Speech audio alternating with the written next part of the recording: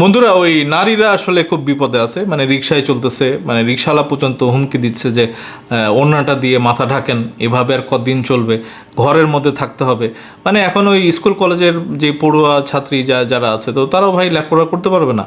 কর্মজীবী তো ভাই বাদ দেন, কর্মজীবী রাস্তার মধ্যে রাস্তাতে বাড়লেই ভাই পিটানি খাবেন আপনারা।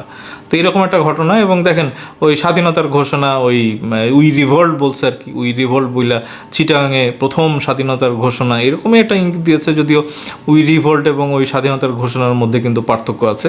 এবং উই রিভল্ট করে আমরা জানি যে শহীদ জিয়া উনি প্রথমে উই রিভল্ট বলছিল আর কি। এবং এটার ওই অলি আহমেদকে টাকা পয়সা দিয়ে, টাকার মানে কাঙ্গাল আর কি। এবং ওই মোদির ভাই বার্থডে উইশ পায় আর কি এই অলি আহমেদ। মানে এরকম রয়ের বাপ টাপ নিয়ে এখন ওই শফিকুর রহমান ডাক্তার শফিকুর রহমান চলাফেরা করে। এবং ওনাদের একটা প্রত্যেক দিনের টার্গেট হচ্ছে যে তারেক রহমানকে ওই সোশ্যাল মিডিয়াতে আসতে দিবে না, এমন ভাইরাল কিছু করো যেন ওই মানে সোশ্যাল মিডিয়াতে তারেক রহমান আসতেই না পারে আর কি।